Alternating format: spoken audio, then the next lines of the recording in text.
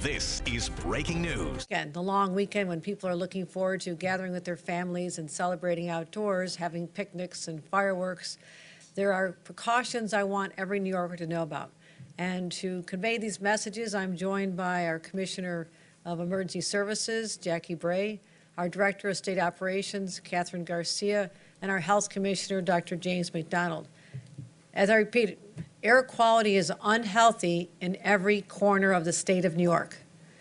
Wildfires from more than 500 miles away continue to burn, and we're feeling the impact right here in real time in our city and our state.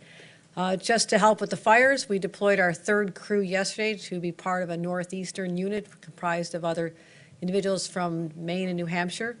But the truth is there is no end in sight.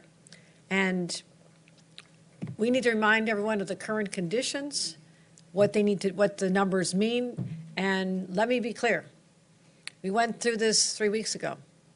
The numbers at this moment do not seem to be trending to be as high as they were 3 weeks ago when the skies were literally orange.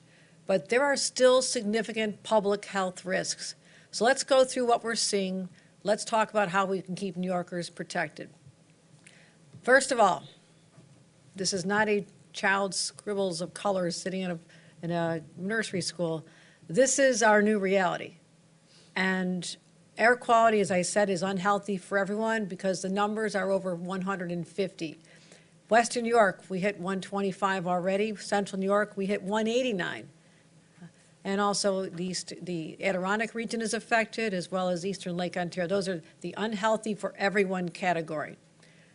There's also categories, the yellow categories, where it's unhealthy for sensitive groups. That's when the numbers hit 101 to 150.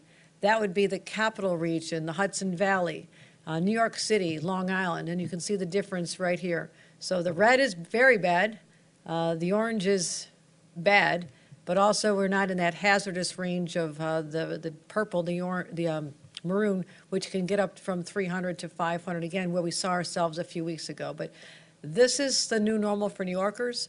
We need to make sure that people know these numbers. And tomorrow we're expecting to see smoke linger across the state. It's going to be important for people to stay vigilant. So what you can do, check your zip code at airnow.gov. Very easy to have the opportunity to see the exact number in your circumstances in real time. And again, this should be part of our normal existence now. We're so used to checking the weather in the wintertime. What's the air temperature? What's the wind chill? Do I need to wear a hat, a coat? We're also going to have to condition New Yorkers into understanding that being outdoors, when the air quality is compromised and at dangerous levels, it will have an effect on your health. So here's what we need to know. If your numbers are higher than 200, it's very unhealthy or even hazardous. And everyone on those scenarios should stay inside or be masked. We also are talking about the air quality between 150 and 151 and 200.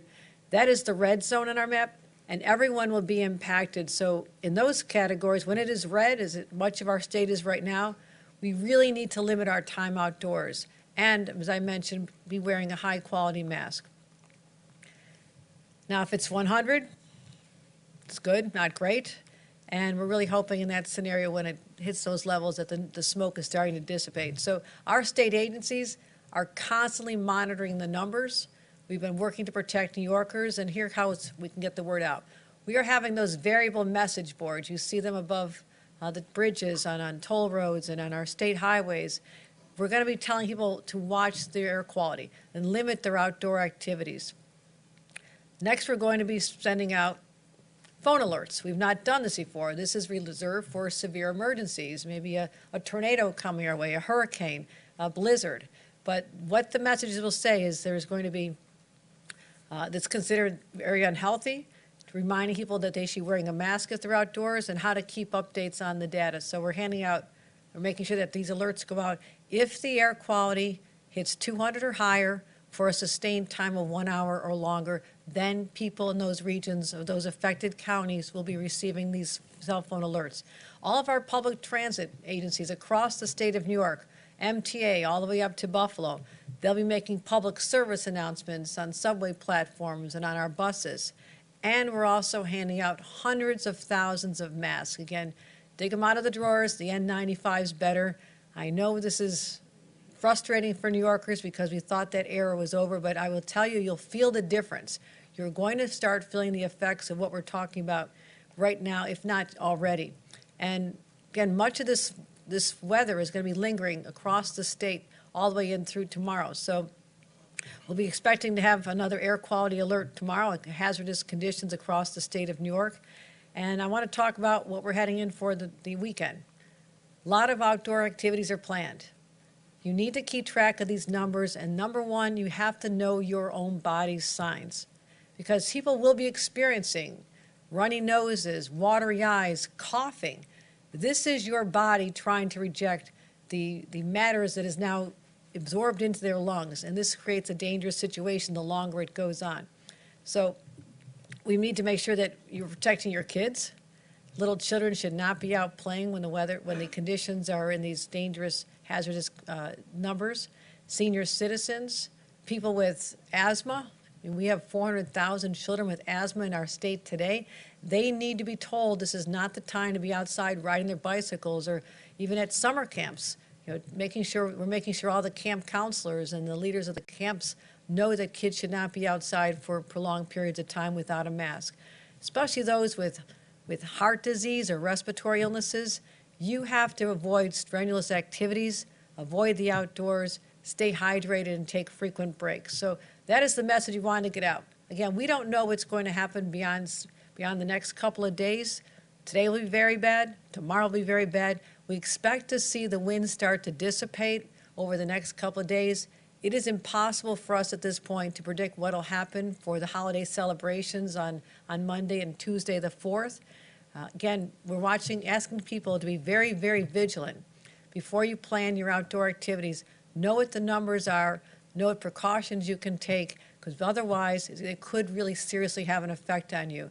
We've not seen an increase in emergency room visits. We did see that at the end of the last experience we had 3 weeks ago, but there is a lag time. So we will not have the numbers until after 4 o'clock each day, and right now we're not seeing an increase. But again, the air was not bad in most of our state yesterday. So this is a recent phenomenon. We're experiencing it in real time. It is, again, I want to repeat that every corner of New York State has unhealthy air conditions right now throughout the rest of the day and through tomorrow, and that is what I want to make sure all New Yorkers are aware of. Any comments, Jackie? No. Commissioner? Any questions? Andrew.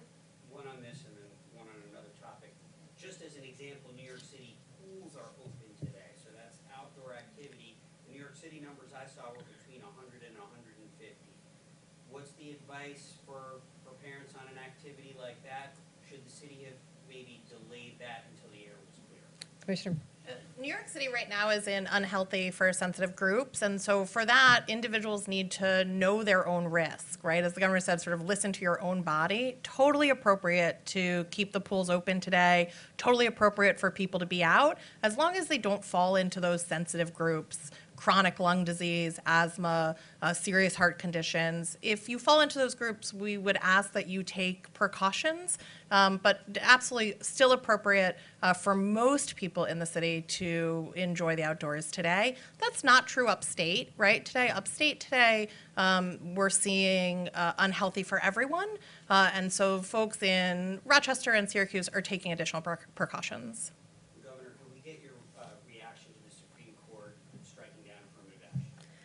Yes, this is a dark day for democracy and for equality. And to make the presumption that today, in 2023, that our country is colorblind is incorrect. That is not the norm for people in America today. And I've been in contact with our SUNY Chancellor, John King, who will be assessing their policies, but assures us that they'll be considering many factors to understand that diversity is an important part of who we are. We celebrate this in the state of New York. We want to make sure that our educational institutions, the ladder to opportunity for millions of New Yorkers remains open to all. So we are very disappointed in this decision, not unexpected given the political composition of the Supreme Court today. But that being said, we go forth recommitted to ensuring that New York remains a place we celebrate diversity inclusion, and we're going to continue to subscribe to those principles regardless of the decisions made by the Supreme Court of the United States. Thank you.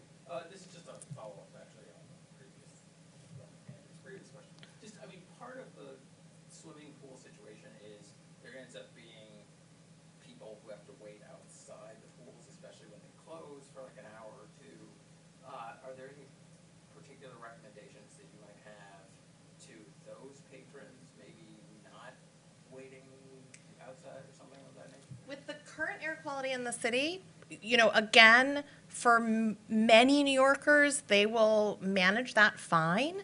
But if you have conditions, if you have conditions that make you sensitive to air quality, we are recommending that you limit your time outside. And high quality masks work in this instance, right? So putting back on those, KN95s or those KF94s or those N95s will really limit people's exposure, even if they've got to wait outside.